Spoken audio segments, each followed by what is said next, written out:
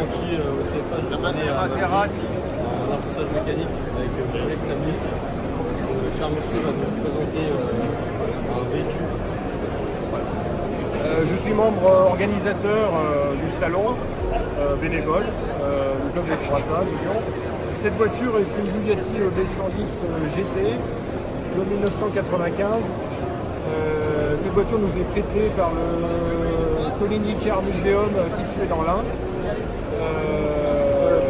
qui est un musée dédié essentiellement à des voitures de cette catégorie-là, c'est-à-dire supercar, très anciennes, et sur base de dépôt, vente, investissement. C'est un concept assez particulier.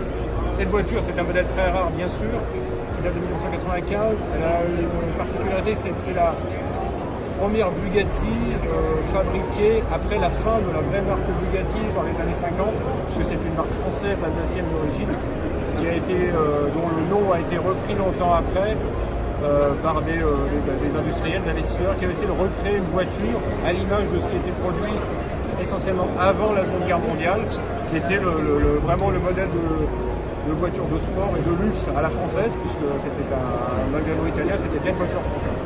Donc cette voiture a la particularité d'avoir 4 roues motrices. C'est une des premières supercars à 4 roues motrices. Elle est équipée d'une mécanique assez originale, avec un V12 de petite cylindrée de 3,5 litres, équipé de 4 turbocompresseurs et de 5 soupapes par cylindre, une mécanique assez pointue. C'était la voiture sans doute la plus rapide du monde à l'époque, qui était gratifiée, je crois, de 350 km/h, quelque chose comme ça.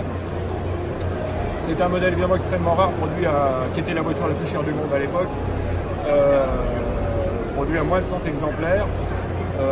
Évidemment qu'on a peu ou pas croisé sur les routes, forcément. Pour la petite anecdote, je me souviens que Michael Schumacher en possédait une, qui était jaune, voilà, une couleur assez particulière quand il vivait à Monaco. Je me souviens de ça, donc il y a 30 ans pour moi. Cette voiture a été présentée en bleu, qui était la couleur historique des Bugatti. Celle-ci, j'en avais jamais vu de cette couleur, mais bon, il y a eu tellement peu de voitures que je pense que c'était à la demande du client. Ce modèle, bon, je pense, est en état de marche, bien sûr, mais bon, c'est le genre de voiture qui ne roule jamais, évidemment. C'est plus de l'investissement et du placement d'argent, on va dire comme ça. Je n'ai pas d'idée précise de la valeur de la voiture. C'est probablement comparable à la valeur d'une Bugatti Veuve, comme le modèle d'à côté, la Veyron, qui est de 3 millions d'euros. Voilà. Donc, sachant que ceci est nettement plus rare, puisqu'elle n'est plus fabriquée, bien sûr, depuis très longtemps. Voilà ce que je peux vous dire aujourd'hui. Qu'est-ce que vous ressentez pour présenter un modèle comme celui-ci? Alors moi je suis content parce que c'est la première fois que j'en vois une de près, hein, malgré le fait que j'ai un certain âge et que je m'intéresse beaucoup aux voitures, parce qu'on n'en voyait jamais des voitures comme ça, évidemment. Vous voyez ça dans les magazines, à la télévision, évidemment. Je me souviens de ce Michael Schumacher quand on avait une jaune.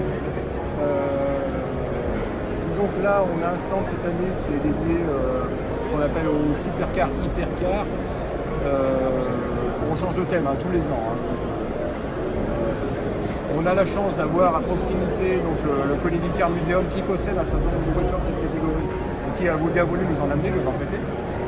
Qui est présent ici, avec le responsable. Pour moi, c'est un des modèles les plus intéressants de l'exposition. Mais ça, c'est personnel. Ça m'est personnel. Voilà. Les voitures qui m'intéressent plus que d'autres, celle-là en particulier. Voilà.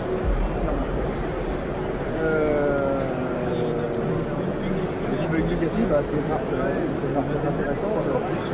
Ça ne pouvait être que très exclusif, puisque c'était de toute façon la marque la plus prestigieuse française avant la guerre, qui ne produisait que des voitures de grand luxe, qui étaient déjà quasiment les plus chères, et qui étaient sportives. Parce que même leur berline était sportive à l'époque. Donc, sachant que Bugatti n'a jamais eu l'idée, pour l'instant, de reproduire des berlines, en tous les cas, ou des cabriolets, voilà, vraiment de la supercar, de la voiture de sport, dont l'exemple moderne est la version d'à côté. Donc je trouve que les deux vont bien ensemble, l'une à côté de l'autre, puisqu'il y a donc 30 ans d'écart à peu près entre les deux. Voilà. Ah ouais. Ah là, ils sont d'ici. Les disques sont d'ici. C'est un très gros frein. C'est Je pense qu'à l'époque, les montres pneumatiques, c'est très spécifique. Michelin de fabriquer des pneus que pour cette voiture-là, certainement. Véhicule à peu d'exemplaires. Ben oui, 95 exemplaires. Alors sachant qu'un petit détail, cette version c'est la version GT. Il y a eu une version, il me semble avant, qui est vraiment similaire. Hein. Voilà, c'est quelques évolutions qui ne sont pas visibles à l'œil nu. Je ne sais pas si les 95 exemplaires c'est la GT ou si c'est le B110 au total. Mais c'est un modèle qui a dû être commercialisé pendant 3 ans, peut-être 3-4 ans, mais bon, voilà, de toute façon, très peu d'exemplaires, c'est des voitures d'artisans, très haute technologie, c'est pas la main. Avec des technologies issues de la compétition, mais c'est pas du tout une voiture de course. Je crois qu'il y en a plus, oui, ici. Il y en a une engagée en compétition en 95 et qui est partie en toupie avec Jean-Christophe Bouillon au volant. Et qui est arrivée par la route, elle est partie par la route. Elle s'est accidentée. Elle n'a pas terminé la course. Elle n'a pas terminé, vous avez raison, mais elle est partie quand même parce que.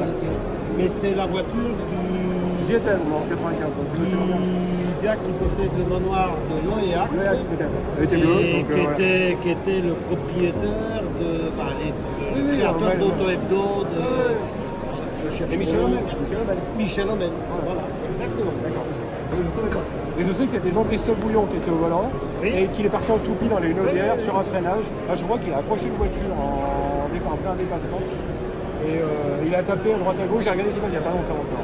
Alors, elle était arrivée par la route, je suis pas sûr qu'elle soit Non, partie. elle n'est pas partie par la route. Non.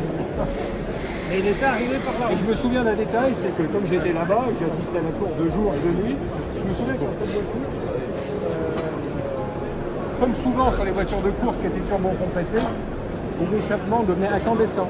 On la voyait de nuit, on voyait c'est rougeoyer, donc les échappements, je ne sais pas d'ailleurs, il devait y avoir des jouets sur les de course, on ne voyait pas d'ailleurs un peu les collecteurs et les turbos, je crois qu'on voyait les turbos sur le modèle de course. Et en réalité, elle a plutôt bien fonctionné. Hein. Oui, mais elle n'était pas Parce qu'elle très est préparée. Hein. Non, mais elle a sorti sur un accident, mais elle a bien fonctionné en réalité. Parce que personne ne s'attendait à l'avoir roulée, parce que l'accident, il a eu lieu à midi dimanche. Hein. C'est très près de la fin de la course en réalité. Ils ne s'attendaient pas du tout à ça, parce qu'elle avait toujours bien marché. Allez. Et je vais même vous dire un petit détail, c'est que je connais un ami proche de Jean-Christophe Bouillon, on a un ami commun, et je le connais depuis peu, qui m'en a parlé, et qu'en fait il s'est fait très peur sur cet accident, et qu'en réalité c'est une des choses qui lui a fait réfléchir sur sa carrière, et qu'il a un peu courté sa carrière, il s'est fait peur à d'autres fois, et là notamment avec cette voiture-là. D'accord. À l'époque, voilà. C'est ce que je peux vous dire. Ok. Et il me rappelle des souvenirs. Souvent d'ailleurs les voitures de course, on a l'impression que ce sont des voitures préparées sur les grandes courses. En fait, ce sont des châssis totalement différents, avec des châssis tubulaires. La coque n'est pas du tout la coque des voitures proposées en série, même si elle est en carbone. Donc celle-là, je ne sais pas. Mais il y en avait bien une engagée officiellement en tant que Bugatti au Mans 95. Et elle était bleue. Comme les Bugatti à l'époque, elles étaient toutes bleues. Les Bugatti de course, elles étaient bleues. Non, les voitures de série, c'est ça, les voitures de série. Vendues au public, la couleur bleue. Voilà, tu vois. Les voitures de course, elles étaient toutes bleues, comme les Alpines étaient bleues. Oui, bien sûr.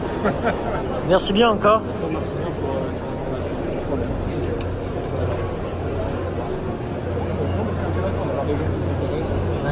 Moi, c'est pas du tout mon métier, hein, donc je m'intéresse à ça voilà, en tant qu'amateur éclairé. Et comme j'ai plus de 50 ans, bon, j'ai connu j'avais déjà 20 ans quand ces voitures-là étaient sorties. Je vous laisse.